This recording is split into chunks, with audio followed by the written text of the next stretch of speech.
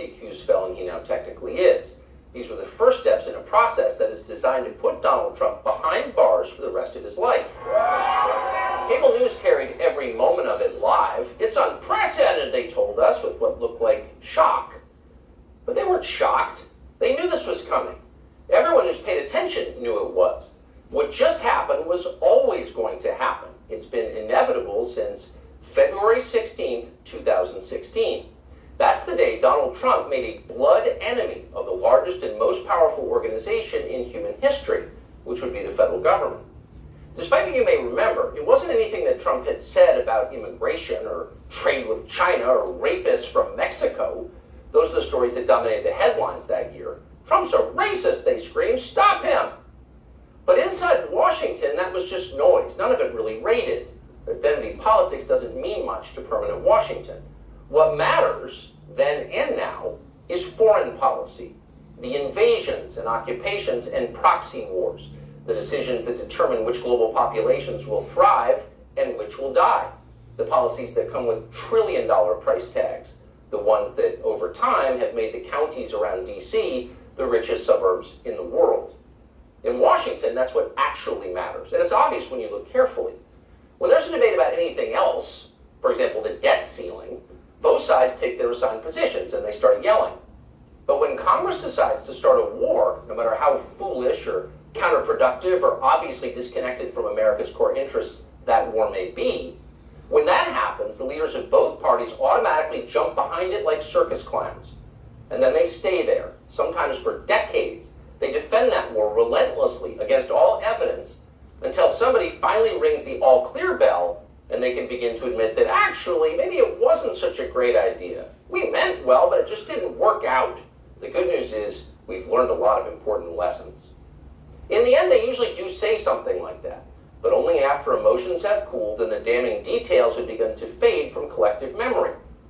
It's an apology that's not actually an apology, much less repentance, and it's years too late to matter in any case. But until then, that's all you're getting. Until then, no dissent is allowed. That's the first rule of Washington. But somehow, Trump didn't bother to follow it. He is from out of town, so maybe he didn't know it was a rule, or maybe he just didn't care. Either way, 7.5 years later, we can point to the precise moment that permanent Washington decided to send Donald Trump to prison. Here it is. It's from the Republican candidates debate in Greenville, South Carolina.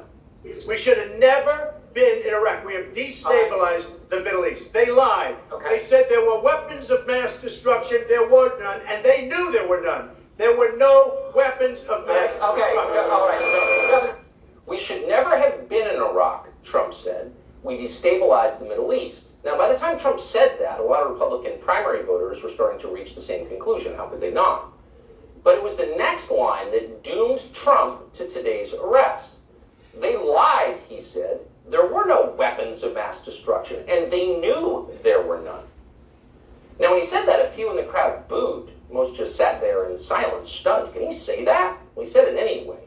And by saying that, he sealed his fate. That was the one thing you were not allowed to say, because it implicated too many people on both sides, which on this topic is really just one side. Hillary Clinton was guilty of it, but so was Paul Ryan.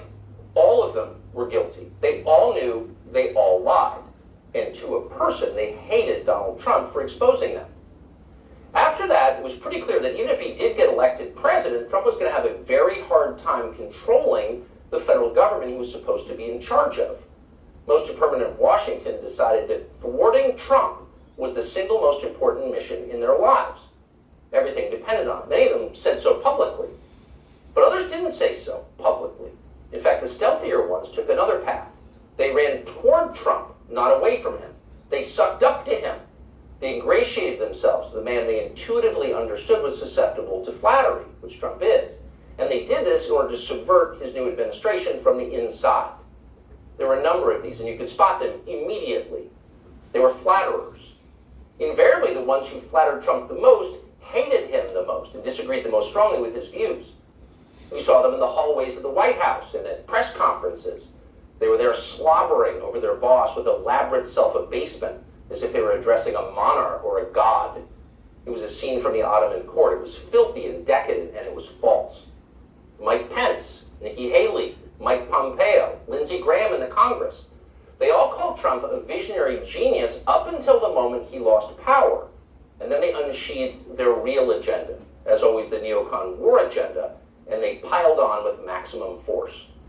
Here's Mike Pompeo, for example, on Fox News this morning. President Trump had classified documents where he shouldn't have had them, and then when given the opportunity to return them, he chose not to do that for whatever reason. When somebody identifies that, you got to turn them in. And so that's inconsistent with protecting America's soldiers, sailors, airmen, and Marines. And if the allegations are true, some of these were pretty serious, important documents. So that's wrong. May future historians hoping to unlock the mysteries of late Empire Washington study that clip, because it will reveal everything. That very same Mike Pompeo, the one who's sneering at Donald Trump on TV this morning, that guy served Donald Trump as both CIA director and as Secretary of State. Those are the two most powerful jobs in the federal government. And as he worked in those jobs, Pompeo promised, in fact he swore, to support the president's agenda. Why? Because that's the way a democracy works. You vote for a candidate in the belief that his appointees will carry out the policies that you voted for. It's not about the president, it's about you, the voter. But Pompeo didn't do that. He didn't even try to do that. In fact, he undermined Trump's often stated commitment to peace and non-intervention abroad at every turn. His every waking hour was devoted to fomenting war in some faraway foreign country or other. Iran, Syria, Russia, North Korea, the list goes on. But rather than telling Trump that he disagreed with his ideas, as a man would, Pompeo toadied up to Trump, a man he despised, in the oiliest, most over-the-top way imaginable. Ask anyone who worked in that White House at the time. Who is the appointee most likely to tell Donald Trump on a daily basis that he was handsome, virile, sleek, and powerful? Mike Pompeo. That will be the consensus answer. Those of us who saw firsthand Pompeo's relentless kowtowing will never forget it. It was indelibly repulsive. No one with self-respect could do something like that. But Mike Pompeo did it effortlessly, with relish and verve. Now, this same person is telling Fox News viewers that he fears for the safety of our military, our soldiers, sailors, airmen, and Marines, in the approved phrase, because Donald Trump took some classified documents home and didn't immediately return them to the National Archives? What a lie that is. Mike Pompeo knows that's a lie. He spent his entire life in Washington. Washington is a city where internal memos about Labor Day are classified because everything is classified. Your government has classified more than 1 billion federal documents, most of them boring and pointless and a danger to no one, and locked them away in secret where you can't see them because you may be an American citizen, but not really, and therefore you don't have the necessary clearances to know what's going on. And by the way, none of this is done in order to make America safer, any more than COVID restrictions were designed to keep you healthy. No, it's a caste system. That's the point. And you're the untouchable in this hierarchy.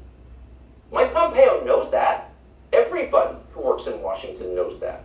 How many secret documents do you think Dick Cheney took home with him while he was running the Iraq War? How many did his wife read? She never had a clearance.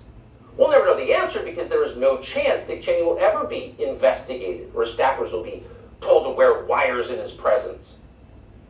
He'll never be indicted for this. Of course not. Dick Cheney is a neocon. Donald Trump is not. Dick Cheney supports war with Russia. Trump does not. That's the difference. The rest is just a distraction. The prosecution of Donald Trump is transparently political. He's literally Joe Biden's main political opponent. He's polling over 60% among Republican voters right now. So Joe Biden is doing what no president has ever dared to do. He's using law enforcement to lock up his chief rival. That's happening right now. Anyone who denies it's happening is lying to you. But actually, it's worse than that. Trump's prosecution isn't just political, it's ideological. Nobody with Trump's views is allowed to have power in this country. Criticize our wars and you're disqualified. If you keep it up, we'll send you to prison. That's the message Washington is sending. Not just the Democratic Party is sending, but both parties are sending. Like so many Republicans, for example, the supposedly conservative governor of Texas, Greg Abbott, spent yesterday totally ignoring the destruction of the American justice system. Instead, he signed a highly important bill called the Crown Act, which, according to the celebratory tweet Abbott sent commemorating it, will, quote, prohibit discrimination based on textures and hairstyles historically associated with race. In other words, in Texas, Cornrows are now protected by law. Having unapproved views about Ukraine is not. That's fine with most elected Republicans. They find Trump tiresome and embarrassing. Their donors hate him. They will not be sad if he dies in jail. But what about voters? What are they learning from this spectacle?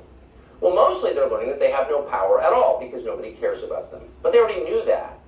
Unlike so many of our elected leaders, they have been to America recently. They know what it looks like. Have you seen it? If you've got a few days this summer, find out. Take a road trip and see for yourself. Drive 500 miles in any direction and then come home. How are things looking? Well, they should look great. The federal government spent $6.5 trillion last year. That's more than any government has ever spent, ever. So at the very least, you would expect pristine public roads. Oh, no. That's not what you see when you drive around this country. There are potholes and Jersey barriers everywhere. Looks like Tegucigalpa before the Chinese decided to rebuild the infrastructure of Honduras. We don't have China buying our roads. So they're falling apart. You'd think the people you would pass on your road trip would look happy and prosperous. Again, this is a very rich country. But a lot of them don't. Quite a few appear to be strung out on drugs. You see them shuffling by shuttered storefronts in small towns. And you wonder, as you see all of this, where did all the money go? It's certainly not here. Well, it's in Washington. It's in Fairfax and Loudoun counties, and in leafy, perfectly manicured Northwest D.C.